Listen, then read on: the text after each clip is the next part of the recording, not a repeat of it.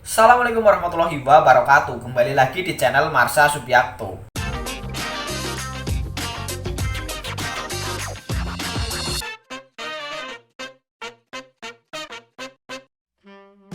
Pada kesempatan kali ini kita akan kembali membahas informasi menarik.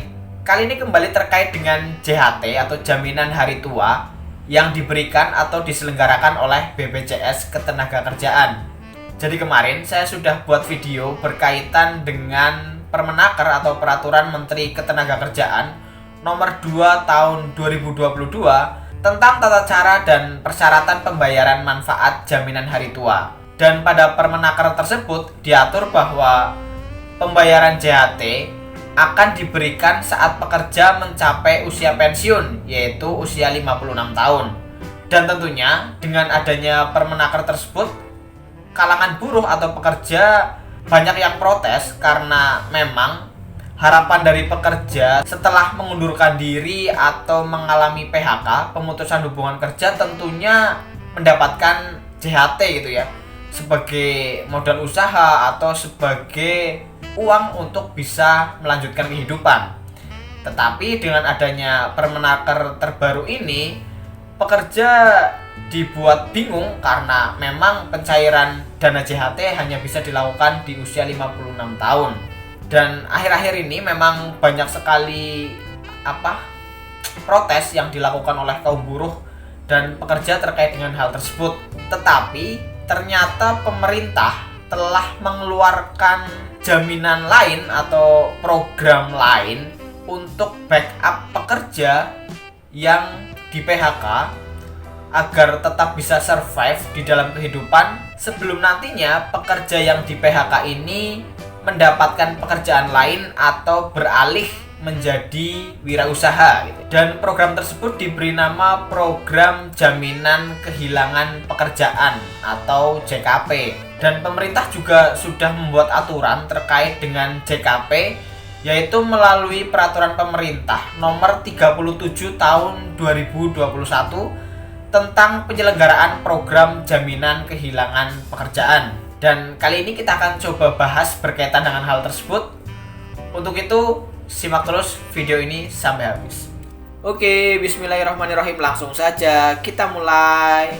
Jadi kali ini kita akan bahas berkaitan dengan PP nomor 37 tahun 2021 tentang penyelenggaraan program jaminan kehilangan pekerjaan. Ini adalah program yang dibuat oleh pemerintah sebagai backup bagi pekerja yang mengalami pemutusan hubungan kerja. Seharusnya PP ini dibaca secara urut dan menyeluruh agar informasi atau aturan yang tertuang di dalam peraturan pemerintah ini bisa dipahami dengan benar gitu ya. Tapi kali ini kita akan coba bahas pasal-pasal yang menurut saya penting terkait dengan PP 37 2021. Jadi ini ya, pada pasal 1 ayat 1, jaminan kehilangan pekerjaan yang selanjutnya disingkat JKP adalah jaminan sosial yang diberikan kepada pekerja atau buruh yang mengalami pemutusan hubungan kerja berupa manfaat uang tunai, akses informasi pasar kerja, dan pelatihan kerja. Jadi program ini tentunya hanya diberikan kepada pekerja yang mengalami PHK atau pemutusan hubungan kerja, bukan yang mengundurkan diri secara pribadi. Kemudian pada pasal 3 dijelaskan bahwa JKP sebagaimana dimaksud dalam pasal 2 diselenggarakan oleh BPJS Ketenagakerjaan dan pemerintah pusat. Jadi program ini diselenggarakan oleh dua instansi, yaitu BPJS Ketenagakerjaan dan pemerintah pusat, bukan hanya oleh BPJS Ketenagakerjaan tentunya. Kemudian ini pada pasal 2 ayat 2 dijelaskan bahwa program JKP sebagaimana dimaksud pada ayat 1 diselenggarakan untuk mempertahankan derajat kehidupan yang layak pada saat pekerja atau buruh kehilangan pekerjaan. Kemudian nah ini pada pasal 4 ayat 3, selain persyaratan sebagaimana dimaksud pada ayat 2 juga harus memenuhi ketentuan A. Pekerja atau buruh yang bekerja pada usaha besar dan usaha menengah diikutsertakan pada program CKN. CKN ini Jaminan Kesehatan Nasional atau Jaminan Kesehatan, dan CKK Jaminan Kecelakaan Kerja, JHT Jaminan Hari Tua, JP Jaminan Pensiun, dan JKM atau Jaminan Kematian. Jadi bagi pekerja yang bekerja di usaha besar dan usaha menengah, setidaknya pengusaha harus mengikut sertakan program ini agar nantinya pekerja bisa diusulkan untuk mendapatkan jaminan kehilangan pekerjaan. Kemudian B, pekerja atau buruh yang bekerja pada usaha mikro dan usaha kecil diikut sertakan sekurang-kurangnya pada program jaminan kesehatan nasional, jaminan kecelakaan kerja, jaminan hari tua, dan jaminan kematian. Jadi untuk pekerja yang bekerja di usaha mikro dan usaha kecil harus setidaknya diikut sertakan pada 4 program ini gitu ya. Pasal 4, peserta program JKN sebagaimana dimaksud pada ayat 3 merupakan pekerja penerima upah pada badan usaha. Kemudian ini pada pasal 6 ayat 1, pengusaha yang mendaftarkan pekerja atau buruh dalam program JKP wajib menyerahkan formulir pendaftaran yang telah diisi secara lengkap dan benar kepada BPJS Ketenagakerjaan paling lama 30 hari sejak tanggal pekerja atau buruh tersebut mulai bekerja. Jadi yang mendaftarkan adalah pengusaha.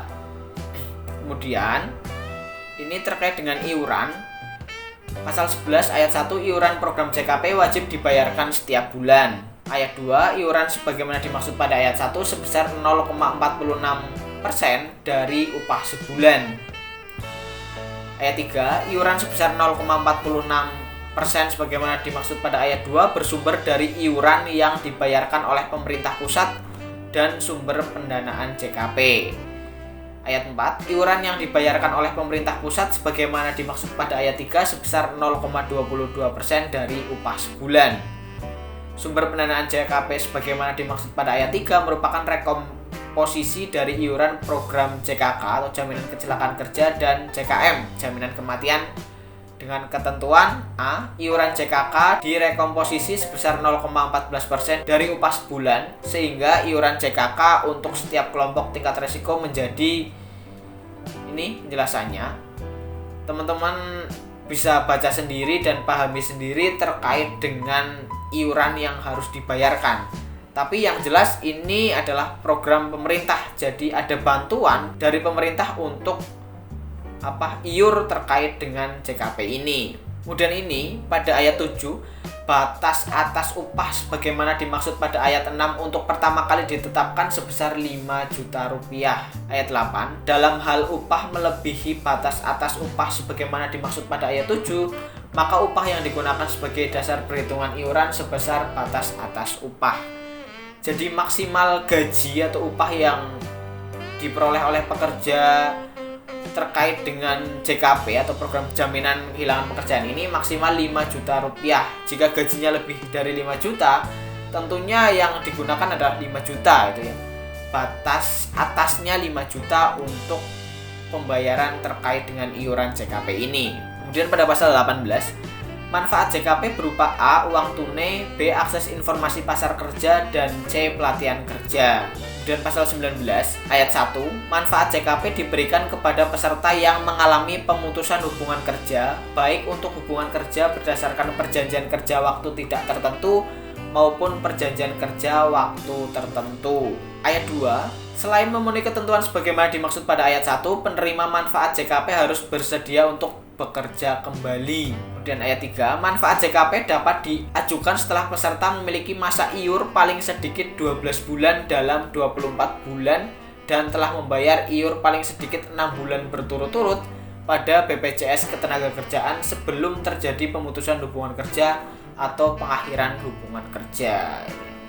Jadi minimal harus iur 6 bulan gitu ya, secara berturut-turut sebelum terjadi PHK agar klaim terkait dengan JKP ini bisa didapatkan.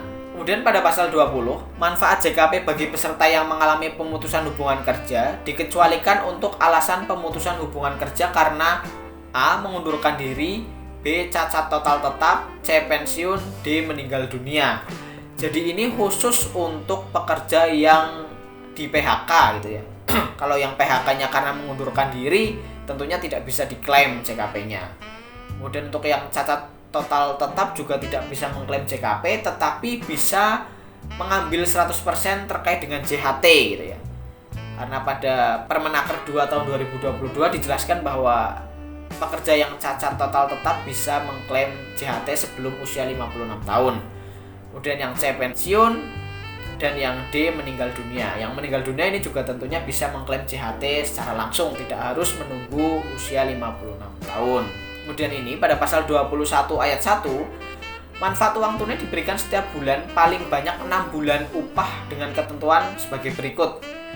A. Sebesar 45% dari upah untuk 3 bulan pertama. B. Sebesar 25% dari upah untuk 3 bulan berikutnya. Jadi untuk upah batas atasnya atau upah maksimal yang bisa menjadi penghitungan untuk JKP ini adalah 5 juta ini ya, pada pasal 21 ayat 3. Batas atas upah untuk pertama kali ditetapkan sebesar 5 juta rupiah. Jadi nantinya pekerja yang mendapatkan upah lebih dari 5 juta tentunya akan menggunakan batas atas 5 juta ini ya, walaupun upahnya lebih dari 5 juta, tetapi uang tunai yang didapatkan selama 6 bulan, yaitu 3 bulan pertama 45% dari 5 juta, kemudian 3 bulan berikutnya 25% dari 5 juta. Ini untuk yang upahnya 5 juta atau lebih. Dan untuk yang upahnya di bawahnya tentunya 45% dari upah yang didapatkan tersebut untuk 3 bulan pertama dan 25% dari upah yang didapatkan tersebut. Mungkin bisa dipahami ya penjelasannya. Kemudian ini bagian ketiga, manfaat akses informasi pasar kerja. Jadi hal lain atau manfaat lain yang didapatkan oleh pekerja selain uang tunai adalah manfaat akses informasi pasar kerja. Jadi pada pasal 25 ayat 1, manfaat akses informasi pasar kerja sebagaimana dimaksud dalam pasal 18 huruf B diberikan dalam bentuk layanan A. Informasi pasar kerja dan atau B. Bimbingan jabatan. Ayat 2, layanan sebagaimana dimaksud pada ayat 1 dilakukan oleh pengantar kerja dan atau petugas antar kerja melalui sistem informasi ketenagakerjaan. Kemudian bagian keempat, manfaat pelatihan kerja. Pada pasal 30 ayat 1, manfaat pelatihan kerja sebagaimana dimaksud dalam pasal 18 huruf C diberikan berupa pelatihan berbasis kompetensi. Ayat 2, manfaat pelatihan kerja sebagaimana dimaksud pada ayat 1 dapat dilakukan melalui integrasi akses informasi pasar kerja dan sistem informasi BPJS Ketenagakerjaan dalam sistem informasi ketenagakerjaan. 3, manfaat pelatihan kerja dapat diselenggarakan secara daring dan atau luring. Ya, teman-teman bisa baca sendiri terkait dengan PP 37 2021 secara menyeluruh agar informasi yang didapatkan atau hal-hal yang diatur dalam PP ini bisa dipahami keseluruhan gitu ya. Nah, ini juga penting, yaitu pada pasal 40, hak atas manfaat JKP sebagaimana dimaksud dalam pasal 18 hilang jika pekerja atau buruh A. tidak mengajukan permohonan klaim manfaat JKP selama 3 bulan sejak terjadi pemutusan hubungan kerja gitu ya. Jadi pekerja yang mengalami PHK harus aktif gitu ya, mengklaim JKP, karena jika selama 3 bulan setelah di PHK tidak mengajukan klaim JKP maka akan hangus gitu ya. Kemudian B. telah mendapatkan pekerjaan. C. meninggal dunia. Pekerja yang di PHK dan langsung mendapatkan pekerjaan lain tentunya juga tidak akan bisa mengklaim manfaat JKP ini. Oh, ini kembali ya. Pada pasal 42 sumber pendanaan, ayat 1, sumber pendanaan JKP berasal dari A. modal awal pemerintah, B. rekomposisi iuran program jaminan sosial, dan atau C. dana operasional BPJS Ketenagakerjaan. Jadi sumber dananya berasal dari 3 komponen ini. Ya, mungkin itu saja terkait informasi PP nomor 37 tahun 2021 tentang program jaminan kehilangan pekerjaan sebagai backup pekerja yang mengalami pemutusan hubungan kerja karena JHT tidak bisa dicairkan secara langsung. Dan ini ditetapkan di Jakarta pada tanggal 2 Februari 2021 dan diundangkan di Jakarta tanggal 2 Februari 2021. Ya, itulah informasi yang bisa disampaikan pada kesempatan ini terkait dengan PP 37 2021. Jika ada tanggapan, silahkan tinggalkan di kolom komentar. Jika ada pertanyaan juga boleh, silahkan tinggalkan di kolom komentar. Terima kasih, mohon maaf bila ada kesalahan. Cukup sekian. Wassalamualaikum warahmatullahi wabarakatuh.